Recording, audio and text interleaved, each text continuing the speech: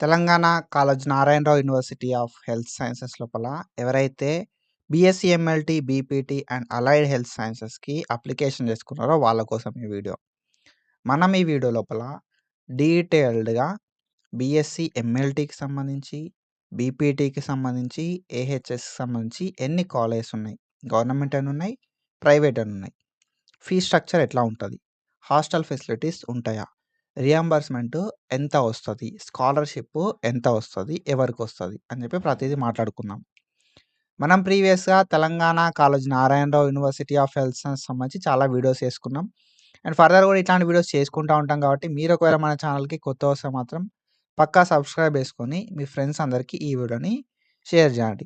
Every subscribe matters. Subscribe చేసుకుంటేనే support చేసినట్టు ఉంటుంది. ఆడొక హైప్ అనే ఒక బటన్ ఉంటుంది. ఆ హైప్‌ని కూడా కొట్టండి. లైక్ చేయండి, కామెంట్ చేయండి. సో, డెఫినెట్‌గా మీ జూనియర్స్ కూడా షేర్ చేయండి. సో, చాలామందికి హెల్ప్ అయ్యే వీడియోస్ మనం చేస్తూ ఉంటాం. సో, ఫస్ట్‌లీ ఏంటంటే మనం కాలేజెస్ గురించి మాట్లాడుకుందాం. ఓకేనా? సో, ఫస్ట్‌లీ మనం కాలేజెస్ విషయానికొస్తే ఏహెచ్ఎస్ అలైడ్ హెల్త్ సైన్సెస్ లోపల మనకు టోటల్ నెంబర్ ఆఫ్ కాలేజెస్ వచ్చేసి 19 కాలేజెస్ ఉన్నాయి తెలంగాణ లోపల. ఓకేనా? Kaloji Narayana Rao university of health సైన్సెస్‌కి అఫిలియేట్ అయి ఉన్న కాలేజెస్ 19 కాలేజెస్ ఏహెచ్ఎస్‌వి. సో, ఈ 19 కాలేజెస్ లోపల మొత్తం మనకి గవర్నమెంట్ కాలేజెస్ వచ్చేసి 10. గౌట్ కాలేజెస్ 10 ఉన్నాయి. అండ్ ప్రైవేట్ కాలేజెస్ మొత్తం మనకి 9 ఉన్నాయి. టోటల్ మనకి 19 కాలేజెస్ ఏహెచ్ఎస్‌కి సంబంధించి. అండ్ దెన్ దాని తర్వాత మనం చూసుకుంటే మనకి బీఎస్సీ, ఎంఎల్టీకి సంబంధించి చూసుకుందాం. బీఎస్సీ, ఎంఎల్టీకి సంబంధించి. సో, బీఎస్సీకి, ఎంఎల్టీకి సంబంధించి మొత్తం మనకి 29 కాలేజెస్ ఉన్నాయి. ఓకేనా? 29 కాలేజెస్ ఉన్నాయి తెలంగాణ లోపల. ప్రైవేట్ అండ్ గవర్నమెంట్ కలిపి. సో, గవర్నమెంట్ విషయానికొస్తే గవర్నమెంట్ కాలేజెస్ మనకి మొత్తం 5 కాలేజెస్ ఉన్నాయి. అండ్ ప్రైవేట్ కాలేజెస్ ఏమో మనకి 24 కాలేజెస్ ఉన్నాయి. సో, మొత్తం మనకి total 29 colleges government and private కలిపి.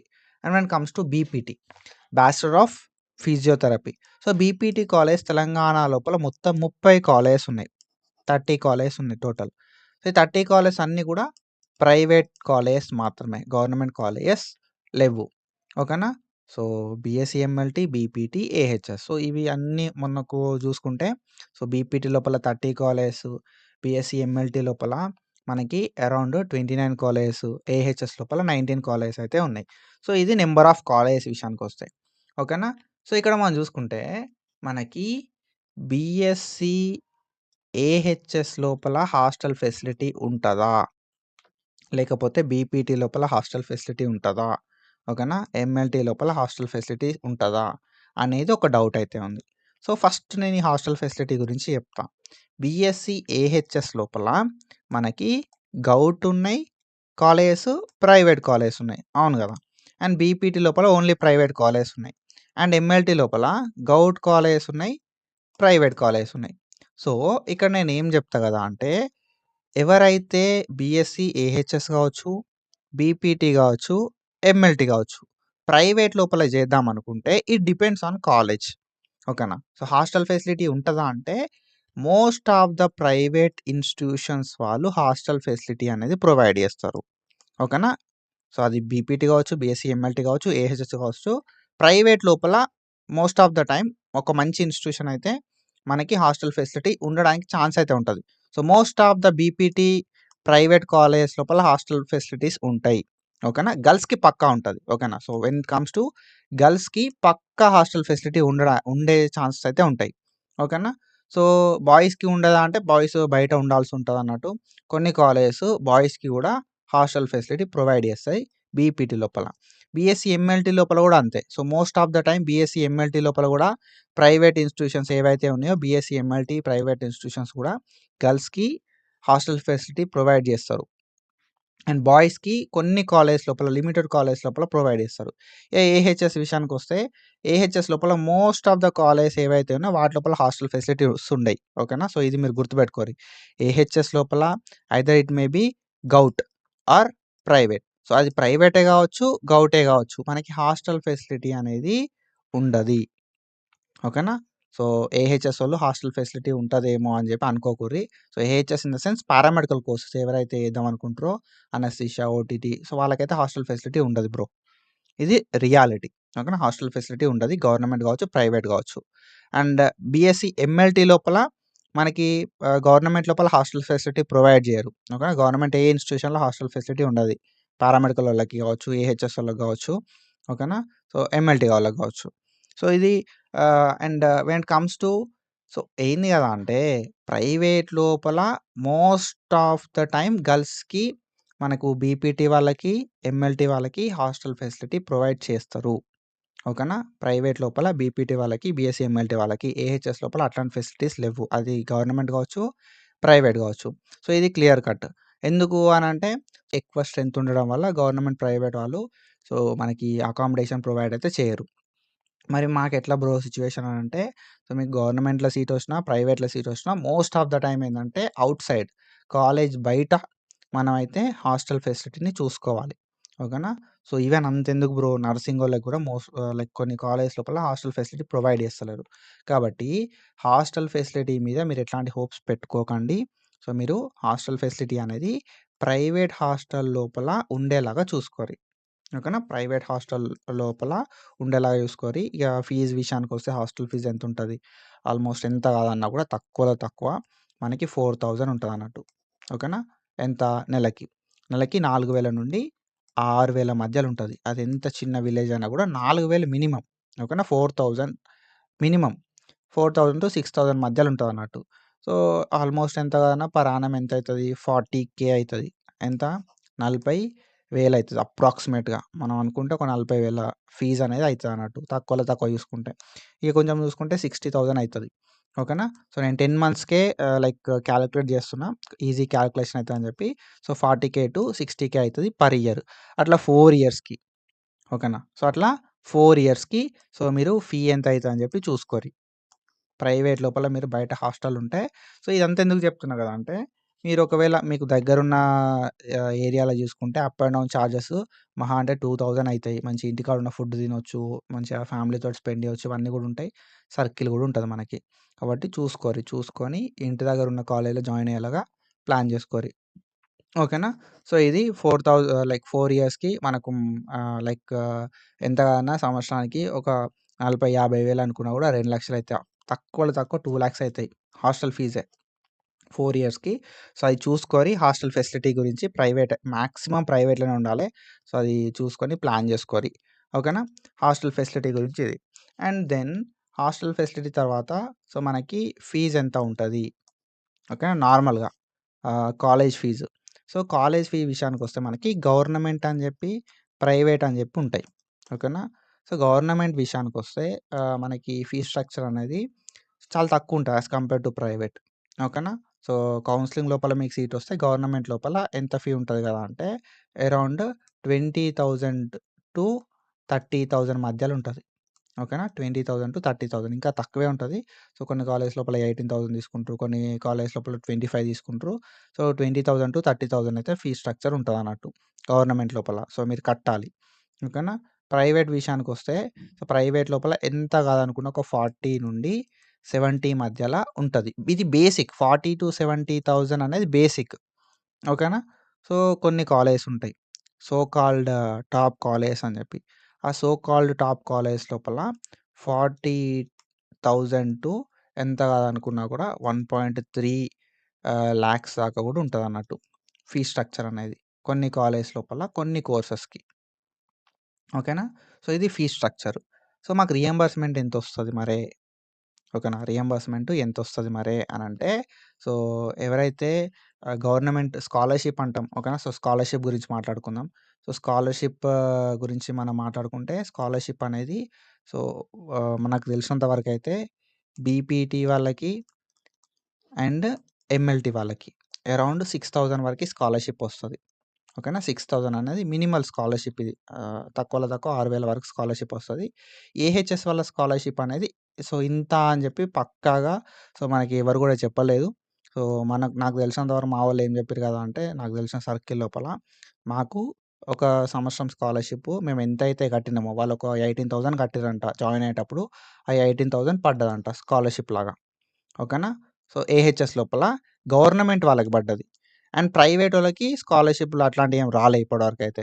ఓకేనా. సో, నాకు తెలిసిన ఇన్ఫర్మేషన్ ప్రకారం ఏందంటే, ఏహెచ్ఎస్ గవర్నమెంట్ లోపల 18,000 పడిందంట అకౌంట్‌ల. సో, వాళ్ళు ఏదైతే కట్టిర్రో అది పడిందంట. అండ్ సెకండ్ ఇయర్‌లో గూడా సో, కొంతమందికేందంటే ఎంత కట్టిర్రో అంత పడుతుందంట. ఓకేనా. సో, కాలేజ్‌కి ఎంత పడితే అంత పడుతుందంట. అది గూడా ఎగ్జాక్ట్‌గా ఏందంటే తెలవదు బ్రో. కానీ ఒక 6,000 అయితే పక్కా. మీరు బీఎస్సీ, ఎంఎల్టీ కావచ్చు, బీపీటీ కావచ్చు, ఏహెచ్ఎస్ కావచ్చు 6,000 అయితే పక్కాగా మనకి ఎవ్రీ ఇయర్ స్కాలర్‌షిప్ పడడానికి ఛాన్స్ అయితే ఉంటదన్నట్టు. ఓకేనా. సో, ఇది స్కాలర్‌షిప్ గురించి. అండ్ ప్రైవేట్ ఇన్‌స్టిట్యూషన్‌లో గూడా నేను జెప్పిన గదా! ప్రైవేట్ ఇన్‌స్టిట్యూషన్‌లో గూడా 6,000 అయితే పడతది. అది హెచ్ఎస్ గావచ్చు, బీపీటీ గావచ్చు, బీఎస్సీ, ఎంఎల్టీ గావచ్చు 3 కోర్సెస్‌కి. సో, 6,000 అనేది మినిమల్ పక్కాగా.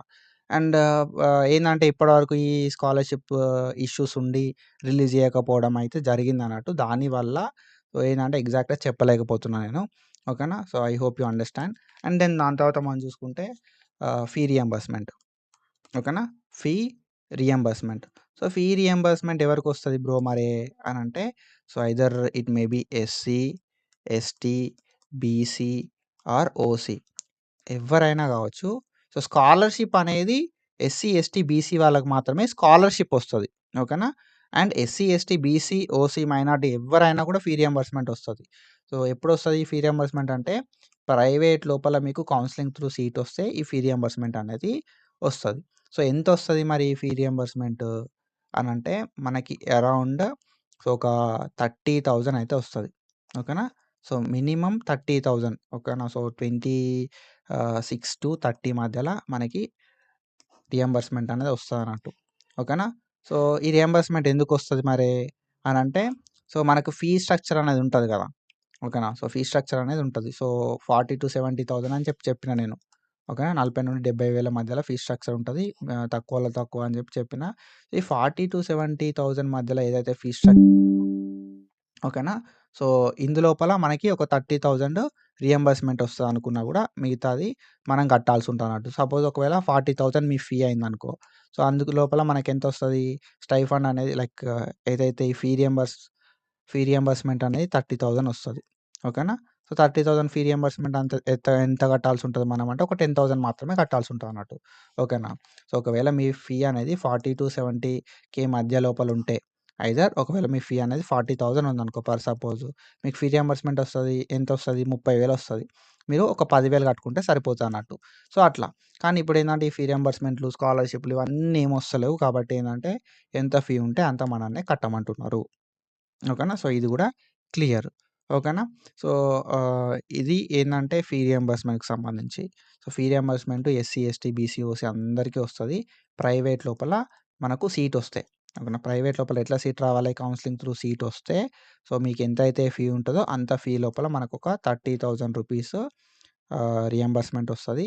సో, ఆ 30,000 రూపీస్ మనం అవసరం లేదన్నట్టు. ఓకేనా. కానీ ఇప్పుడు రియంబర్స్‌మెంట్‌లు రావడం లేదు. కాబట్టి మనం కట్టడం ఉంటదన్నట్టు. తర్వాత మనకొక 5 సంవత్సరాలైనా సరే, 10 సంవత్సరాలైనా సరే మన రియంబర్స్‌మెంట్ మనకు వస్తది. ఓకేనా. సో, వాళ్ళు పే చేయమంటే ఒకవేళ మీ దగ్గర ఉంటే పే చేయండి. లేదు అంటే లైక్ అంత కోర్స్ అంతా అయిపోయిన తర్వాత పే చేస్తా అని చెప్పండి. టోటల్ ఫీ ఉంటది కదా! జాయిన్ అయ్యేటప్పుడు వాళ్ళు అంటుర్రు టోటల్ ఫీ కట్టండి అని చెప్పి. మీ దగ్గర ఉంటే కట్టండి. ఓకేనా. మళ్ళీ మీకు రియంబర్స్‌మెంట్ వచ్చినప్పుడు ఇస్తారు. ఓకేనా. లేదు మా దగ్గర లేవు అంటే, సరే మా దగ్గర లేవు అని చెప్పి రిక్వెస్ట్ చేసి తర్వాత కడతామని చెప్పి కోర్స్ అంతా అయిపోయిన తర్వాత కట్టండి. ఓకేనా. సో, ఇది. And if you are interested మనం అనాలిసిస్ గైడెన్స్ అని చెప్పి గైడెన్స్ ప్రోగ్రామ్ స్టార్ట్ చేసాం మీకు తెలుసు. 154 ఉంటది సబ్స్క్రిప్షను. సో, ఈ 154 సబ్స్క్రిప్షన్ లోపల మీకేదైనా ఇంట్రెస్ట్ ఉంటే సబ్స్క్రిప్షన్ తీసుకొని నాకు గూడా సపోర్ట్ చేయండి. నేను గ్రూప్ గైడెన్స్ చేస్తా. ఫేజ్ 1లో సీట్ రావాలంటే ఏం చేయాలి అని చెప్తా. ఎట్లాంటి పర్సనల్ రిప్లైస్ ఇవ్వను కానీ so, I will guide you. నా లైవ్స్ చూస్తే మీకు సీట్ రావాలంటే ఏం చేయాలని చెప్పి అర్థమైపోతది. ఓకేనా. సో, ప్రతీదీ మనం ప్లాన్ చేసి 100% మనకి సీట్ వచ్చేలాగా మనం ట్రై చేద్దాం. ఇఫ్ ఇంట్రెస్టెడ్ అనాలిసిస్ ట్యూటర్ యాప్‌ని ప్లే స్టోర్ నుండి డౌన్‌లోడ్ చేసుకొని 154 సబ్స్క్రిప్షన్ ఉంటది. సబ్స్క్రిప్షన్ తీసుకోరి. So, it will help you a lot. ఓకేనా. సో, తర్వాత రిగ్రెట్ అయితే అసలే గారు. ఫేజ్ 1 నోటిఫికేషన్ వచ్చిన తర్వాత ఈ గైడెన్స్ నేను ఆపేస్తా. ఉన్న వాళ్ళకి మాత్రమే గైడెన్స్ అనేది ఇస్తా. ఓకేనా. అండ్ దెన్ దాని తర్వాత మనం చూసుకుంటే మనం కాలేజెస్ గురించి మాట్లాడుకున్నాం. అండ్ ఫీజ్ గురించి మాట్లాడుకున్నాం. హాస్టల్ గురించి మాట్లాడుకున్నాం. అండ్ స్కాలర్‌షిప్ ఏదైతే ఉందో స్కాలర్‌షిప్ చెప్పినా గదా! స్కాలర్‌షిప్ గురించి మాట్లాడుకున్నాం. అండ్ దాని తర్వాత రియంబర్స్‌మెంట్ గురించి కూడా మాట్లాడుకున్నాం. దాని తర్వాత మనం చూసుకుంటే మేనేజ్‌మెంట్. ఓకేనా. సో, మేనేజ్‌మెంట్ విషయానికొస్తే సో, మేనేజ్‌మెంట్ వాళ్ళకి స్కాలర్‌షిప్ రాదు. ఓకేనా. స్కాలర్‌షిప్ రాదన్నట్టు. అండ్ దాంతో పాటుగా రియంబర్స్‌మెంట్ ఏదైతే ఉందో రియంబర్స్‌మెంట్ గూడా రాదు మేనేజ్‌మెంట్ వాళ్ళకి. ఓకేనా. సో, ఈ మేనేజ్మెంట్ సీట్లకు ఫీ ఎంతుంటది బ్రో అనంటే, ఒక్కో కాలేజ్ లోపల ఒక్కోలా ఉంటది. ఓకేనా. సో, మినిమమ్ 1,00,000 ఓకేనా. సో, మినిమమ్ 1,00,000 అయితే ఉంటదన్నట్టు. సో, ఈ మేనేజ్మెంట్ ఫీ అనేది. సో, విత్ అకామిడేషన్ అంటే నార్మల్ వితౌట్ అకామిడేషన్ 1,00,000 ఉంటది. విత్ అకామిడేషన్ అంటే 1.3 లాక్స్ వరకి ఉంటదన్నట్టు. ఓకేనా. సో, విత్ అకామిడేషన్ కొన్ని కాలేజోళ్ళు ఇస్తారు. 1.3 ఆర్ 1.5 దాకా కూడా ఉంటది. సో, మీరు చూజ్ చేసుకునే ముందు ఆ కాలేజ్ మంచిదా కాదా అని చెప్పి దాన్ని బట్టి మేనేజ్మెంట్ లోపల జాయిన్ అయితే బెస్ట్. ఓకేనా. సో, ఫేజ్ 1 తర్వాత మేనేజ్మెంట్‌కెళ్ళడానికి ట్రై చేయండి గానీ, మీకు చాలా తక్కువ మార్క్స్ ఉన్నాయన్నప్పుడు మాత్రం మేనేజ్మెంట్‌కెళ్తే బెస్ట్. ఓకేనా. సో, అరౌండ్ మనకి మినిమమ్ 1,00,000 తోటి స్టార్ట్ అయితది. So, without accommodation, with accommodation 1.5 lakhs తోటి స్టార్ట్ అయితది. మినిమమ్ అది. ఓకేనా. సో, ఎంతకన్నా తక్కువకి మేనేజ్మెంట్ సీట్స్ ఇస్తున్నారు అంటే యూ కెన్ జాయిన్ బెస్ట్ అది. ఓకేనా. సో, అంటే ఏందంటే సో కాల్డ్ నేను చెప్పిన కదా! టాప్ కాలేజ్ అని చెప్పి. ఆ సో కాల్డ్ టాప్ కాలేజ్ లోపలనే గవర్నమెంట్ సీట్స్‌కే ఫీజు ఎంత కాదన్నా కూడా రూ. 1,00,000 చెప్తున్నారు. మేనేజ్మెంట్ 1,00,000 చెప్పడంలో లైక్ అదేముండదన్నట్టు తప్పేముండది. యాక్చువల్ ఏందంటే సో, మనకి గవర్నమెంట్ సీట్సే 1,00,000కి చేస్తున్నారన్నట్టు. కాబట్టి మేనేజ్మెంట్ లోపల లైక్ కౌన్సెలింగ్ త్రూ జాయిన్ అయినోళ్ళకే 1,00,000 దాకా ఫీ చెప్తున్నారు. సో, మీరు మేనేజ్మెంట్ లోపల 1,00,000 ఫీ అంటే ఇట్స్ బెస్ట్ ఆప్షన్ అని చెప్పి నేను చెప్తా. అండ్ దాంతో పాటు కాలేజ్‌ని కూడా చూసుకోరి. ఏదో తక్కువ ఫీ అని చెప్పి జాయిన్ అవ్వకుండా కాలేజ్‌ని చూసుకోండి. అండ్ బెటర్ ఏదనిపిస్తే మీరు లైక్ మనీ పెట్టే ముందే బెటర్ ఏదనిపిస్తే దాని గురించి ఆలోచించి ఎళ్తే బెస్ట్. ఓకేనా. So, I hope you guys got clarity. మీకు క్లారిటీ వచ్చిందని చెప్పి అనుకుంటున్నా. సో, ఇది ఇన్ఫర్మేషన్ అండ్ ఇట్లాంటి ఇన్ఫర్మేషన్ అప్డేట్స్ కోసం ఫాలో అయితా ఉండుర్రి. అండ్ ఫర్దర్‌గా ఇంకేం అప్డేట్స్ వచ్చినా కూడా నేను వీడియో అయితే చేస్తా. Do follow us for more content. Thank you so much. Signing of.